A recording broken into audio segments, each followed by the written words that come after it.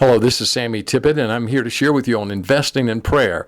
It's the greatest investment that you'll ever make in your life. I've invested in a lot of things, and I've seen some things come to fruition, some things not come to fruition, but the greatest investment that is 100% absolutely sure is the investment that you'll make in prayer.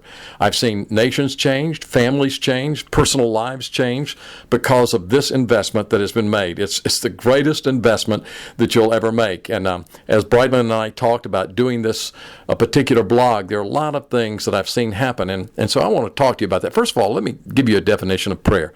Prayer is communion with God. Simple as that. I mean, no big strange thing about it. It's just simply your heart sharing with God's heart, and God's heart sharing with you His heart. And so as you come to grips with what that is, it changes, it gives you a whole different perspective on what prayer is all about. I'm going to talk about that later. I don't want to really speak about that today. What I'm really trying to do in these first few blogs that I'm putting up is give you a big picture and let you see what is happening on a global basis and historically what has transpired and what can happen. Things that I know firsthand, eyewitness, participating in some of these things as I'll share the stories with you. If you didn't get a chance to listen to my last blog that I put up yesterday on changing a nation, how prayer can change a nation, it was about Romania and what God did in that country, something that the news media never reported. NBC, CBS, ABC, CNN, or Fox News, none of them talked about this, but right at the base, really the foundation of the revolution in Romania was prayer. And I talked about that in yesterday's blog. I want to give you one more sort of big picture story today, and that is of East Germany and the collapse of the Berlin Wall. That was perhaps one of the most historic moments in modern history when the Berlin Wall came down. But there were some things that happened for years before that probably got passed by the media. People didn't notice, but underneath that really, I think, took place to really build what was taking place in East Germany, that the Berlin Wall did come down. And I think historically there's some facts that we can share with you that'll just amaze you to see what happened when the Berlin Wall really did fall down. I started traveling into East Germany in 1971 was the first time I went there, at the very end of 1971, and I ended up at the Berlin Wall. And of course, during those days, West Germany and East Germany were divided. West Germany was free, East Germany was communist. You traveled through East Germany and you went to Berlin, and Berlin was like an island in a sea of communism. West Berlin was free, East Berlin was communist. And the Berlin Wall surrounded West Berlin, and it was built to keep East Germans from fleeing to the West to try to have their freedom. Right at the Berlin Wall, there was a place called Checkpoint Charlie. And you would go in there, and there was this museum. There was a museum of a pastor, a German pastor, who literally burned himself alive. Very similar, in fact, to what you see happening on the Muslim street today, when one vendor burned himself alive in protest of what was taking place there. Well, this pastor burned himself alive because, you see, these big, huge cathedrals and churches were empty. The only people who were there were old people, and the young people in mass had literally left the churches because they had no interest. And the reason they had no interest is the communists at the age of 14 said you had to be a part of the Free German Youth Organization or part of the church, but you could not be both. If you were in the church, you couldn't be a part of the Free German Youth Organization. And economically, to survive, you really needed to be a part of the Free German Youth Organization. So in mass, young people left the church, and this one pastor was so distraught that he burned himself alive. Well, this went on for quite some time. In 1973, an old German Lutheran pastor challenged me. He said, next summer, there are going to be young people from all around the world, and they're gathering here in East Berlin, and they're going to be trained to reach the world for atheism and for communism. And he said, I want you to pray about coming and sharing Jesus with those young people. And I looked at him and I said, whoa, I said, that can never happen. That's impossible. He said, it may be possible with people, but with God, all things are possible. So you pray. Well, I made a mistake. I prayed, and the Lord spoke to my heart and two friends of my heart, and we went back to East Berlin that summer, and we infiltrated this Communist Youth World Festival of 100,000 young people. I don't have time to go into the whole story. It's an incredible story. It's found in my book, God's Secret Agent, that was written by Jerry B. Jenkins. You may know his name. Jerry was co-author of the Left Behind series. But Jerry, the first book he ever wrote, by the way, was my biography. And Jerry has recorded a lot of this in this latest biography that he's come out with, God's Secret Agent, about my life. Because what I've done is I've gone into these difficult regions of the world where people said it's impossible. And through prayer, we've been able to go into some of these places, and we've seen extraordinary things take place. Well, he said pray. So I went in, prayed, went into this Communist Youth World Festival, just didn't know where to start. And young people just began to come up to us because they could tell we were from the West, and we were kind of like their heroes, and they began to ask us for autographs, and we just began to write scripture verses all over their little scarves of the young people that they wore. And many of those young people began to gather, and I began to speak to them about Christ. And over a period of a week, about 200 hardcore atheist young people came to know Christ. It was an incredible time. Well, they were from all over Eastern Europe, and they invited me and my friends to come back and visit them. Well, when we did, we found that they got involved in churches.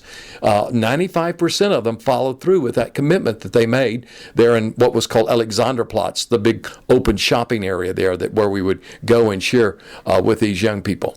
Well, while we were there and we began to follow up these young people, we were invited to cities all over East Germany, and we discovered an incredible thing that was taking place. Actually, my two friends and myself who went into East Berlin during this Communist Youth World Festival were a direct result of the answer to a prayer of three men. There was a pastor who was deeply distraught, just like the other pastor who burned himself alive, but this pastor had faith. He didn't trust the government, but he trusted in God. And what he did was he had faith that God would change the whole situation. So he spent 14 days praying and fasting. And then he and these other two guys spent a year. They met for one day a week where all they did was meet together and pray for God to change the situation in East Germany. After a year, they started a meeting for young people in a little village called Groß-Hartmannsdorf. And in this little village, the first meeting, 60 young people showed up. It grew to 100. Then 200, 500, 1,000, 1,500. Young people were coming from all over East Germany and camping out in this little village, and he was conducting meetings for young people. The young people's hearts began to turn and begin to change. They had so many young people coming that they started meeting in 5 different major metropolitan centers throughout East Germany, in places like Leipzig and Dresden. And so whenever I followed up these young people, many of them were involved in this new student movement, this youth movement that was taking place. Well, they began to ask me to speak at them, and I would go into these huge cathedrals, and they were packed. I remember going into Dresden and speaking in Dresden, and there were like this huge cathedral holding 2,000 young people. They filled it, packed it. They were in there for an hour and a half. They left, and another 2,000 young people came in, and I spoke to them. It was just this incredible move of the Spirit of God. And it all began with this one pastor who had faith, who believed that God could change a nation and even the future and the course of a nation and a generation. And he prayed and trusted God, and in faith, God began to move among those young people in an incredible way. Well, I came in right in the middle of that, and whenever I went to the Communist Youth World Fest, they had been praying that God would send someone from the West to the Communist Youth Fest to tell all these atheist young people about Christ. And of course, when it happened, and they saw me as an answer, and my two friends as an answer to their prayers, then they began to invite us to these meetings. Well, that was in the 1970s. Well, those young people grew up, and that prayer movement kept going. And they began to pray for God to give them freedom in their country. And then, of course, we all know what happened in November of 1989. One of the greatest moments of modern history took place when the Berlin Wall came down. What most people did not know was that there were young people in one of these great cathedrals praying and seeking God when the Berlin Wall came down, and the hand and the power of God was there. God transformed a nation, changed an entire generation.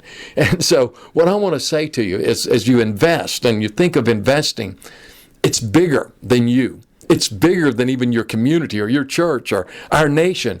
There's some huge things. An entire generation is at stake. The Berlin Wall came down because one man prayed. He and his two friends that he gathered together with in that little village, they were nobodies, not any big, well-known, famous people. They were just common, ordinary people, but they had the power of God through prayer. God will do it. God can do incredible things. What I believe we're seeing happen in Iraq, in the Middle East, is I believe a move. And underneath that, there's a prayer movement that's taking place. And there's a move of God's Spirit. And so I want to just encourage you to invest in prayer for your own life, for your family, for the nation, for this generation, for what's happening in Iraq, for what's happening in our world. I believe that we can see great things happen. Breitling's right when he says that prayer is a part of the strategy. I would take it one step further and say prayer is the strategy, and out of that will flow really the strategy that you need to have in every area of your life, whether it's investing, whether it's your family, whether it's what you do at work.